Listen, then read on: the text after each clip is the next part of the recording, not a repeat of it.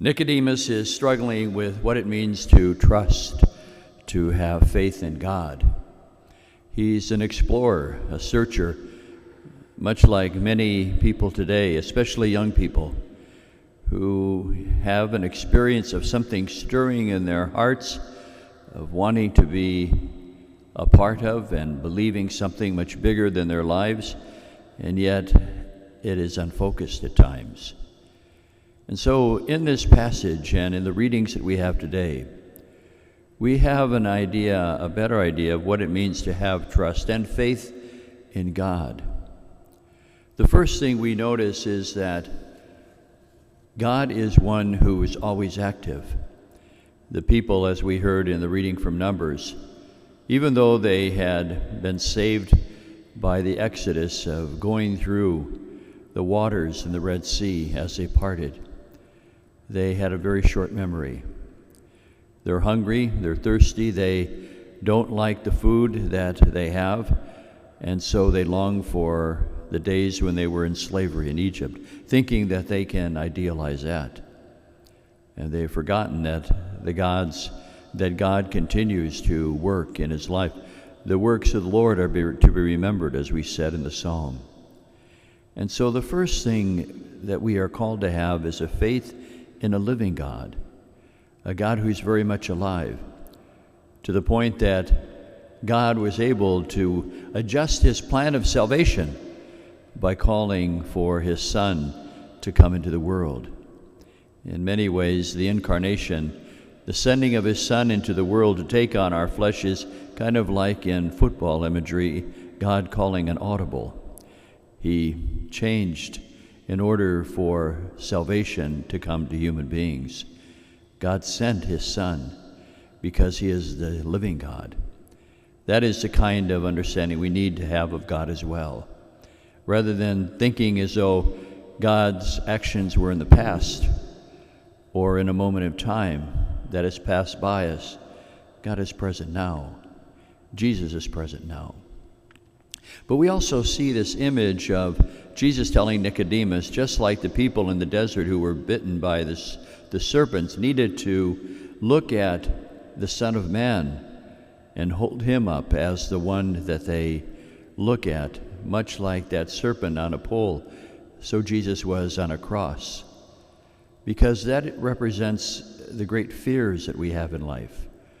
The people in the desert were afraid of those serpents who would bite them and cause death. What God was saying at that moment is that they needed to look at their greatest fears in their life and face it and realize that the fears were not the sum total of what their lives were about. And so too with us. With Jesus dying on the cross, the worst thing in the world that could happen has happened. God sent his Son into the world and we killed him. And yet, there was still an opportunity for God to work in our lives. So whatever it is in your life that you are afraid of, the Lord today asks you to really get a hold of the ways in which maybe your fears paralyze you, and realize that you should put those fears aside, for there is more to your life than what you're afraid of. And finally, we hear that wonderful phrase that God so loved the world that he sent his only Son. It's a reminder that Jesus came into the world to show us God's love.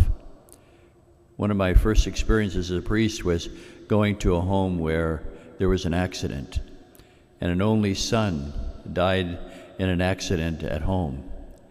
And the thing that I remember the father saying over and over again at the time of the funeral was, it would have been easier for me to die than to lose my son. I imagine parents who have lost a child say the same thing. The pain is terrible. There seems to be no consolation for it. And yet God was willing to experience the pain, the loss of his Son, the sending of his Son, but his dying on the cross in order to show us how much we're loved.